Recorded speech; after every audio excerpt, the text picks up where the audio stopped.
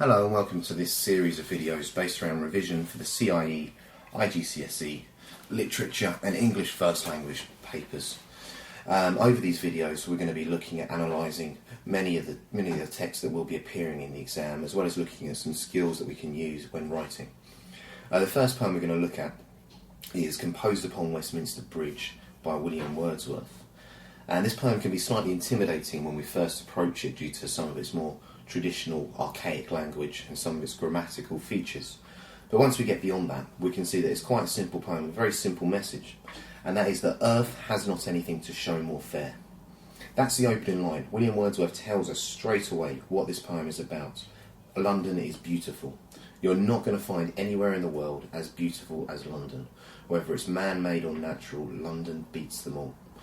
And that's an unusual thing for William Wordsworth to say, partly because he was a romantic poet, and that meant that he normally wanted to write about the beauty of nature and about how inspiring it was to see the natural beauty that you could see in the countryside instead of being in the cities and towns of England. Romanticism began around the mid to late 18th century. It's hard to definitely say when it began and when it definitely ended, because the ideas have been around and do continue to be around for now, but it was most dominant around this time. And it was most concerned with pastoral beauty, the natural world and how inspiring that was, and also man's infinite ambition. And a key influence upon this was the invention of the steam engine. This led to, after thousands of years of manual labour being performed, suddenly machines could do these jobs at a much quicker and more efficient pace. And so this made people think about just what was possible for humans to achieve. And also it gave to a downside, whereas all these towns and cities that adopted the Industrial Revolution became extremely black and extremely polluted. And so it's interesting that when Wordsworth traditionally writes about the beauty of nature, in this instance he wants to write about bricks and mortar, smoke and smog, and the general idea of London and the cities. Someone else writing at the same time was William Blake, a contemporary of William Wordsworth, and only 8 years previously he wrote London. And this is a key poem if you want to look up and compare perspectives. He discusses how miserable and how bleak London was because of the Industrial Revolution. He discusses chimney sweepers and how every blackening church appalls. The idea of every wall was polluted by the coal dust that was coming out from the factories on a daily basis. So the original title was not what we have in our poetry collections. The original title was actually Composed Upon Westminster Bridge, September 3rd, 1802. That slightly changes our interpretation of the poem. Composed upon Westminster Bridge can suggest to us that he composed the poem whilst thinking about Westminster Bridge, whilst thinking upon the idea of it.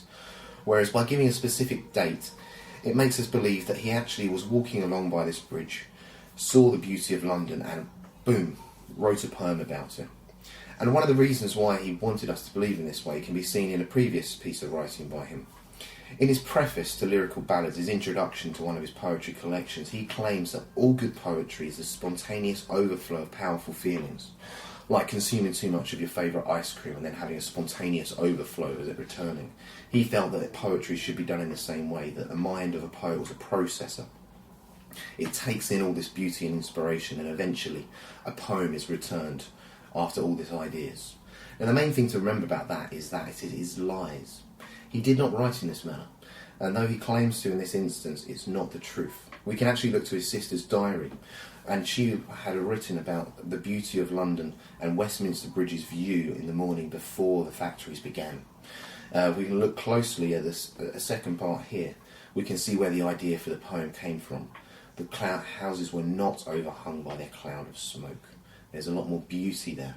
And that tells us that this is a London that William Blake wasn't describing. It's a London before the smoke begins for the day. So he's made a bold statement in his opening, and we said earth has not anything to show more fair. So to follow that up in the next two lines, he claims and he challenges the readers who would normally look for beauty in nature to try and see it in this vision of London that he has. If you don't see it, if you can pass by here without just noticing the majesty of the city, you are dull. And that's a big challenge for a romantic poet and a romantic reader. They don't want to be dull of soul. It's a very horrible thing to do. So how can he persuade them clearly in the remainder of the poem? He uses personification. He actually looks into the man-made artificial London that we have and he puts life into it. The city is wearing the morning. It's like a garment, a bathing robe or a cardigan that is put on to make it look more beautiful. The list of buildings that he gives, they all lie. They're not stuck to the ground or floating in the water. They're relaxed. It's not the sun that's mentioned, but sun, as in our neighbour who lives next door and pops around every morning. And it's his first splendour. The sun is a he, as is the river. The river is also masculine by giving his instead of its.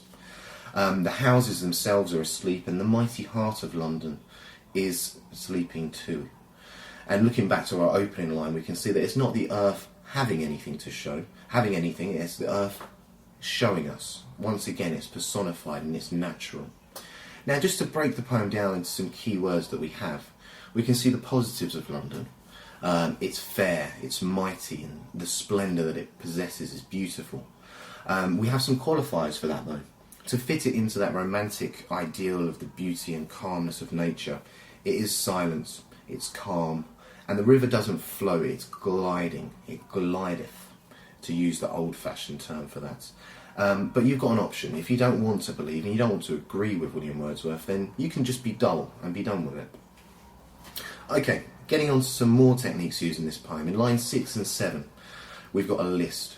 Now, each line of this poem consists of 10 syllables, and in line 6 we have 9 of those syllables devoted to giving us a list of the variety and beauty of London. We've got ships, which show the naval tradition of England being an empire and going out around the world. We've got towers and domes, which show the engineering of London and the beauty of these buildings and how a great creation they are, which fits in with the ambition of man we mentioned with romanticism. We also have theatres, and we also have temples, suggesting a more religious side to things.